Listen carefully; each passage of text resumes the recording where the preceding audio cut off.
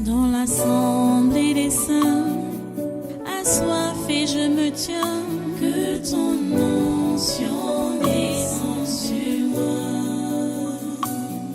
Conscient que mon destin est dans le creux de ta main, que ton onction descende sur moi. Je suis disposé, assoiffé, que ton onction descende sur moi. Je suis disposé, assoiffé, que ton onction descende sur moi.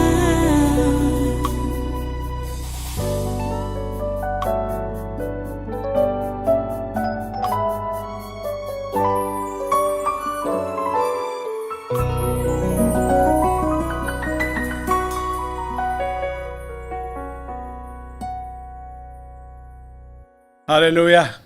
Reste encore un peu debout. Nous allons maintenant prendre... Et tu prends ta Bible. Prends ta Bible. On va passer au message du jour. La continuité du message de jeudi et du message de plusieurs séances aujourd'hui vous allez interpeller à voir la nature de Dieu, à manifester la nature de Dieu, le caractère de Dieu qui est l'amour. Allons dans l'évangile de Luc, au chapitre 14. Luc 14. Prenons la lecture à partir du verset 12 jusqu'au verset 14.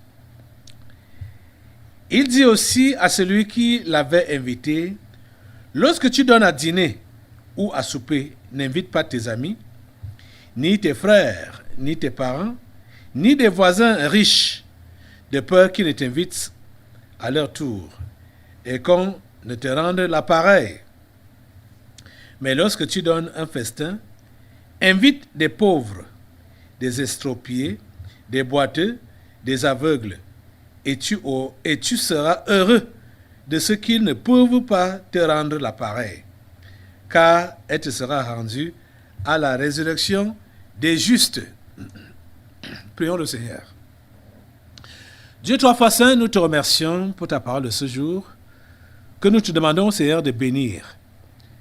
Nous demandons, Seigneur, l'assistance de ton Esprit béni sur cette assemblée et sur tous ceux-là qui sont connectés à ce programme.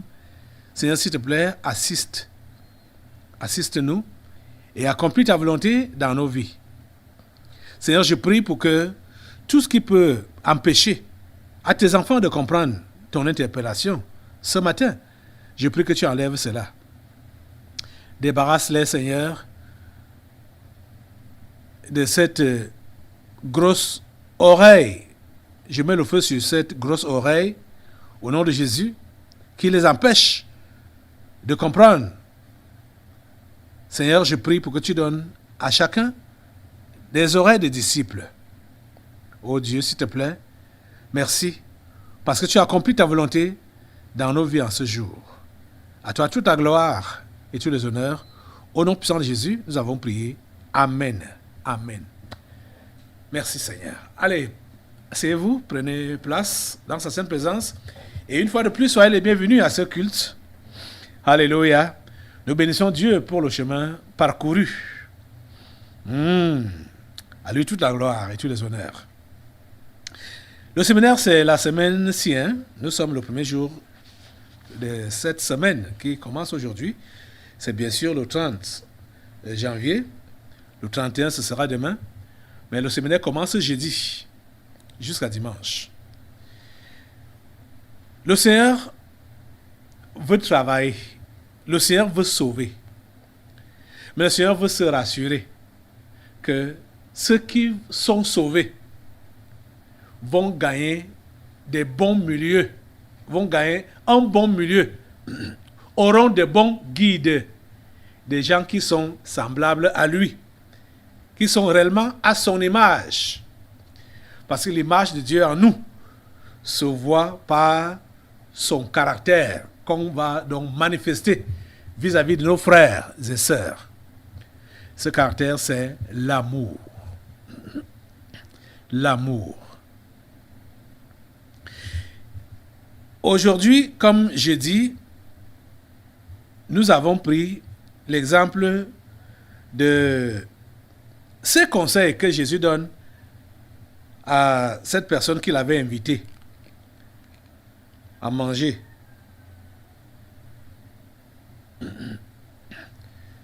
Jésus lui donne ce conseil. Et on comprend au travers de ce conseil que c'est comme ça que l'amour doit être manifesté.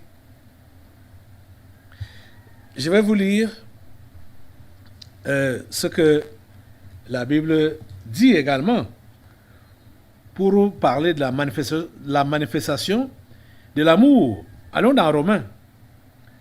Allons dans Romains au chapitre 5. L'amour,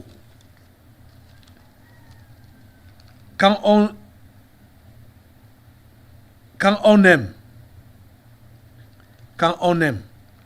on donne. Vous comprenez? Quand on aime, on donne. Déjà, Jean 3, 16 dit: car Dieu a tant aimé le monde qu'il a donné son Fils unique, afin que quiconque croit en lui ne périsse point, mais qu'il ait la vie éternelle. Dieu a aimé et a fait quoi? A donné. Ok. Allons dans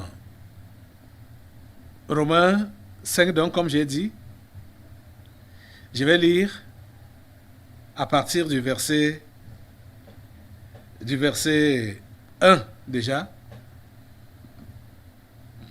Étant donc justifiés par la foi, nous avons la paix avec Dieu par notre Seigneur Jésus-Christ, à qui nous devons d'avoir eu par la foi accès à cette grâce dans laquelle nous demeurons fermes et nous nous glorifions dans l'espérance de la gloire de Dieu. Bien plus, nous nous glorifions même des afflictions, sachant que l'affliction produit la persévérance, la victoire dans l'épreuve, et cette victoire, l'espérance. Or, l'espérance ne trompe point, parce que l'amour de Dieu est répandu dans nos cœurs par le Saint-Esprit qui nous a été donné. L'amour de Dieu est répandu dans nos cœurs par le Saint-Esprit qui nous a été donné. Celui qui est sauvé, effectivement, par Jésus, qui est devenu enfant de Dieu, ne force pas pour aimer. Cette personne ne force pas pour aimer. L'amour de Dieu est répandu dans son cœur par le Saint-Esprit. Le Saint-Esprit, ce n'est pas « Oh, rabakaba, shaba, shaba, shaba ». Ce n'est pas ça, le Saint-Esprit. Le Saint-Esprit, c'est cette manifestation de l'amour. Vous comprenez? La démonstration de l'amour. C'est ça. Si tu n'aimes pas, parle en langue comme une mitraillette. Donne même comme une vache à lait. Donne. Cela ne servira à rien s'il n'y a pas d'amour. Oh, l'espérance, je repars au verset 5 de Romains 5 là. Or, l'espérance ne trompe point, parce que l'amour de Dieu est répandu dans nos cœurs par le Saint-Esprit qui nous a été donné. Écoutez le verset 6 donc. Car lorsque nous étions encore sans force, Christ, au temps marqué, est mort pour des impies. Vous comprenez? Verset 7. À peine mourrait-on pour un juste. Quelqu'un peut-être mourrait-il pour un homme de bien. Mais Dieu prouve son amour envers nous en ce que lorsque nous étions encore des pécheurs, Christ est mort pour nous. Vous voyez que Dieu n'a pas attendu que nous puissions nous améliorer avant de nous aimer. Il nous a aimés quand nous étions encore des pécheurs. Christ est mort pour nous. C'est comme ça que l'amour fait. L'amour véritable, ce n'est pas un amour intéressé. L'amour véritable n'aime pas les gens aimables. L'amour véritable, l'amour qui vient de Dieu, aime tout le monde. Vous comprenez? Mais je vais préciser, sans tolérer les bêtises. L'amour n'est pas indulgent. L'amour est rigoureux. Et l'amour punit le mal et le péché. Quand on aime, on punit ce qui est mauvais. Vous comprenez ça? L'amour punit. J'ai lu un article où le pape demande aux parents qui ont des enfants pédés de ne pas se déranger, de les encadrer, de les supporter, machin, tout ça là. Vraiment. Et lui va prétendre que c'est ça donc l'amour. Vous voyez? L'amour ne supporte pas et ne protège pas le mal. L'amour ne supporte pas et ne protège pas le mal. L'amour n'est pas indulgent, l'amour est sévère. Sévérité pour redresser, de façon à ce que la personne qu'on aime ne puisse pas s'égarer. C'est ça l'amour. Vous voyez, les parents qui sont en train de choyer les enfants, machin, tout ça là, ne peuvent pas les redresser, les reprocher, les punir, les châtier. Ces parents-là n'aiment pas leurs enfants. Ce n'est pas de l'amour là-bas. Ce n'est pas de l'amour là-bas. Vous voyez? Vous allez voir, c'est pourquoi la société occidentale, c'est une société pourrie qui s'est déjà égarée depuis. Parce qu'ils ont déjà mis en place des lois. Et ils prennent leurs lois comme des lois toutes puissantes. Hein. C'est-à-dire les lois des Occidentaux, là, c'est comme si c'est eux qui ont créé le monde et c'est eux qui, à part leurs lois, le monde doit être régi et fonctionner. En Europe, l'enfant est autorisé à appeler la police s'il estime que la punition que son père lui a donnée est une maltraitance. Il appelle la police. Vous voyez? On a connu des gens qui ont été séparés de leurs enfants par le gouvernement parce qu'on a prétendu que les parents ont maltraité ces enfants-là. Vous voyez? L'enfant doit être corrigé par les parents. L'éducation, c'est l'enfant qui donne, je veux dire, c'est les parents qui donnent d'abord les bases d'une bonne éducation à la maison, à leurs enfants, les parents. Allons dans Hébreux au chapitre 12. Hébreux chapitre 12. Allez au verset 4. Hébreux chapitre 12, verset 4 dit: vous n'avez pas encore résisté jusqu'au sang en luttant contre le péché. Et vous avez oublié l'exhortation qui vous est adressée comme à des fils. Mon fils, ne méprise pas le châtiment du Seigneur et ne perds pas courage lorsqu'il te reprend. Car le Seigneur châtie celui qu'il aime et il frappe de la verge tout ce qu'il reconnaît pour ses fils. Il frappe de la verge tout ce qu'il reconnaît comme ses fils. Supporter le châtiment, c'est comme des fils que Dieu vous traite.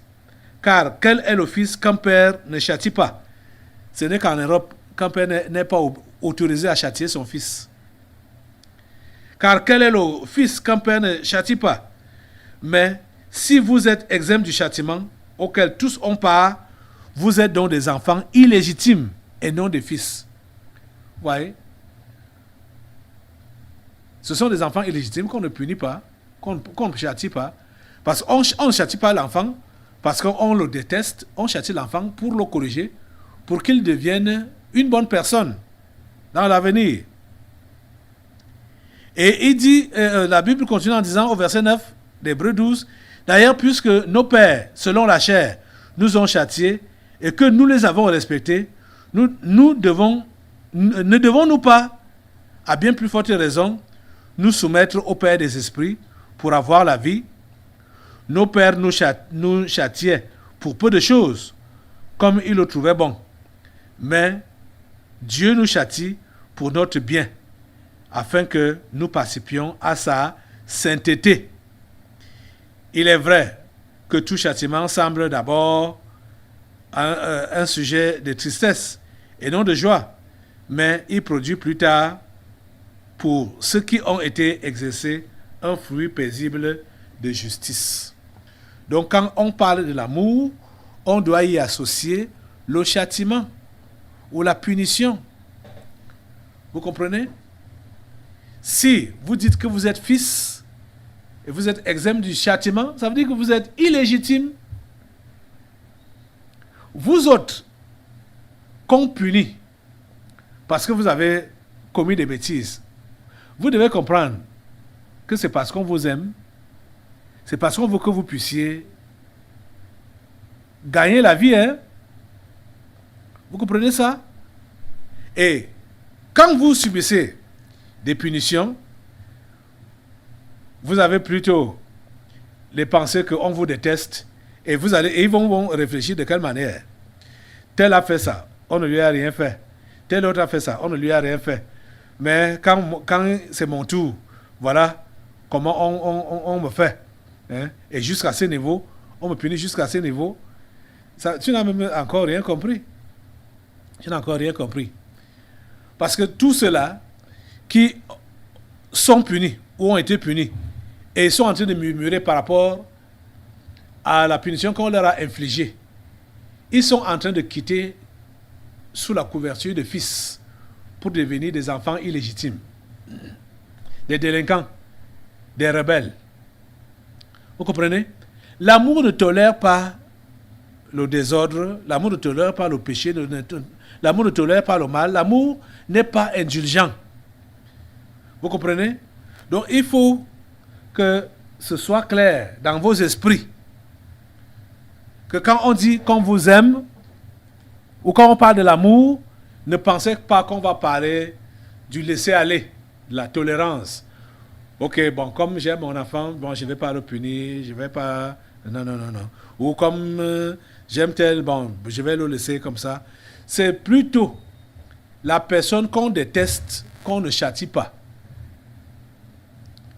C'est-à-dire la personne qui ne nous sert à rien.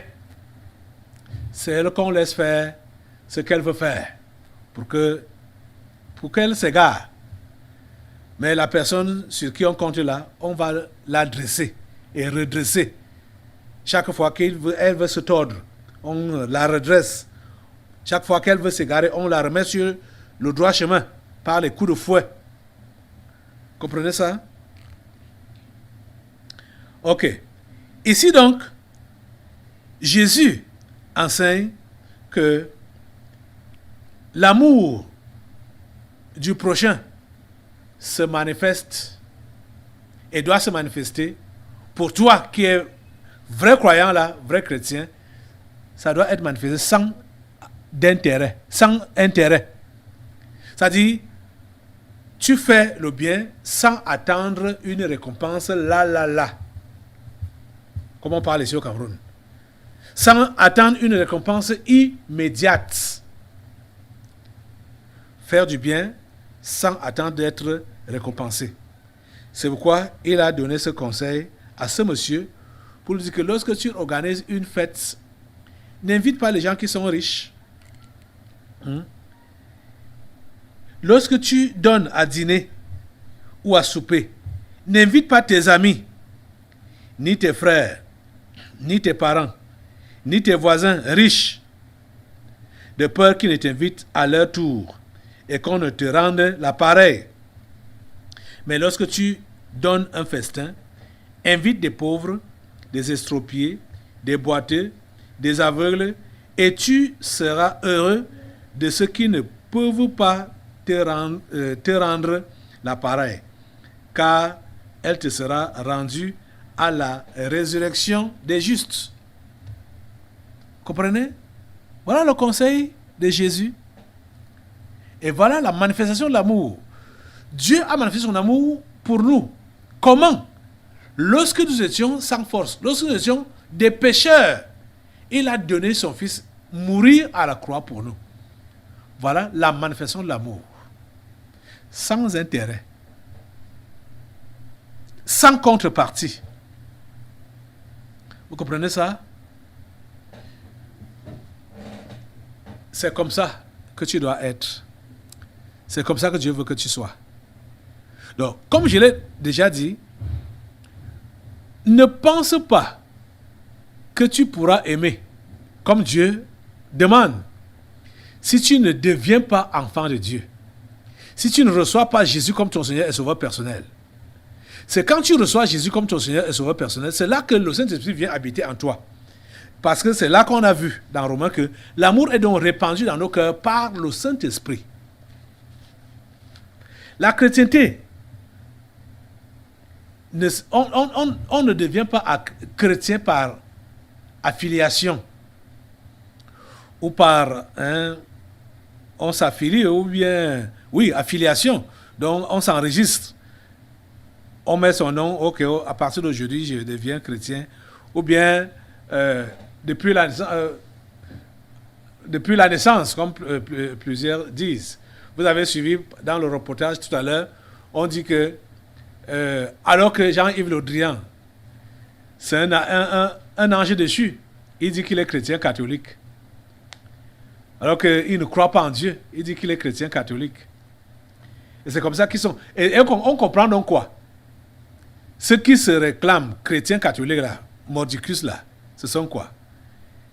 Ils n'ont rien à faire avec Dieu. Vous voyez quelqu'un qui fait le mal, il dit je suis chrétien catholique, je vais mourir chrétien catholique. Comprend que c'est un sorcier ou c'est un ange déchu ou c'est un réincarné. C'est juste un démon. Quelqu'un fait le mal, il dit je suis chrétien catholique. J'aime Dieu, je suis chrétien. Oh mon Dieu. Ta grâce. Vous les simples, ne les copiez pas. N'imitez pas ces gens-là. Ces anges déchus là, qui se disent chrétiens catholiques. Vous voyez comment ils sont dans la méchanceté, tout ce qu'ils font de mauvais là, vous dites, et ils disent qu'ils sont catholiques. Vous voyez, comme le pape même là, les histoires qu'on appelle pédophilie, tout ce qui est mauvais là, c'est au Vatican que ça commence. Et ça se répand dans le monde. Et au milieu, au sein de l'église catholique. Vous comprenez ça? Je vous dis la pure vérité, vous le savez vous-même. Vous le savez vous-même. Comprenez? Donc, vous êtes simple, ne les imitez pas pour dire que, bon, moi, je suis né catholique, je vais mourir catholique. Toi, un simple humain. Juste parce que tu as peut-être eu un parent ange déchu, ou un parent sorcier. Tu es né, il t'a baptisé donc là-dedans depuis ta naissance, et maintenant tu vas continuer pour dire que c'est ma religion. C'est là, la religion de mes parents, je suis né dedans, je vais mourir dedans. Ne fais pas ce genre de déclaration-là. Tu comprends, non? Ne fais pas ce genre de déclaration-là. Ou tu vas juste te baser sur la morale de ta famille pour dire que voilà, dans notre famille, je suis né dans telle famille, on a reçu telle éducation, on a reçu telle morale. Et comme on parle surtout pour l'histoire de religion là, beaucoup sont là mordicus pour dire qu'ils sont protestants, ils sont adventistes, ils sont témoins de Jéhovah, ils sont catholiques, ils se réclament de leur religion mordicus, que c'est comme ça que leurs parents les ont élevés dans tel système, ils ne peuvent pas se défaire de ça. Et quand bien même ils vont dire qu'ils croient au Seigneur Jésus, ils continuent à garder les séquelles de leur famille. Les amis, je vais vous le redire que la famille charnelle ne fait pas référence en matière de foi si ce n'est pas une famille authentiquement chrétienne. Elle ne doit pas être une référence en matière de foi. Vous comprenez ça? Tu ne dois pas te vanter ou prendre pour référence ton père qui était d'une bonne moralité, ta mère qui était d'une bonne moralité, ta famille, ton arrière-plan familial qui était vraiment bien, bien éduqué, tout ça là, pour réclamer ta chrétienté actuelle ou ta moralité actuelle. Tu ne dois pas te référer à eux. Tu ne dois pas te référer à eux. Je te dis la pure vérité. Ou soit à ta tribu, ou bien ton ethnie, ou bien ton village, comment ils étaient disciplinés et vous ont éduqué dans la discipline, machin, tout ça là. Ce n'est pas une référence. La famille Chanel n'est pas une référence. Vous comprenez? Allons dans la Bible. Allons dans Hébreu. Repartons encore dans Hébreu. Repartons dans Hébreu. Hébreu au chapitre 13. Hébreu chapitre 13. À partir du verset 7. Hébreu 13 à partir du verset 7. Ici, il est écrit: souvenez-vous de vos conducteurs qui vous ont annoncé la parole de Dieu. Considérez quelle a été la fin de leur vie et imitez leur foi. Qui est-ce qu'on doit imiter? Nos conducteurs dans la foi. On doit imiter quoi? C'est la foi qui doit être imitée. Vous voyez? Ce n'est pas la moralité familiale, mais c'est la foi. Je vais reprendre la lecture là, verset 7 de Romains 13. Souvenez-vous de vos conducteurs qui vous ont annoncé la parole de Dieu. Considérez quelle a été la fin de leur vie et imitez leur foi. Si même tu as eu un conducteur dans la foi, supposons même qu'il a été un bon conducteur, mais que sa fin, vers la fin de sa vie ou à la fin de sa vie, il n'a pas été un bon exemple, tu n'es pas obligé de l'imiter jusqu'à cette fin-là, jusqu'à ces bêtises qu'il a eu à commettre là. Vous comprenez? Ça, c'est, je parle comme ça là, en faisant allusion aux gens de la synagogue qui ont eu pour dirigeant le prophète Tibi Joshua. Mais on sait qu'à la fin de la vie de cet homme, il a été déconnecté du ciel. Il a fait des bêtises. C'est ça qui a précipité sa mort. Donc, ces bêtises qu'il a eu à faire là, c'est-à-dire en s'alignant avec Israël, et ça l'a empêché de comprendre et de voir les choses claires. Et les péchés qu'il avait abandonnés auparavant, tels que l'orgueil, c'est revenu. Parce que c'est même le péché de l'orgueil qui le tue. Hein? Le petit brin d'orgueil, c'est ça qui le tue. Parce que malgré les avertissements qu'il a reçus, il ne s'est pas laissé interpeller. Il a été interpellé plusieurs fois et lui-même il s'est fait construire une barrière humaine autour de sa personne.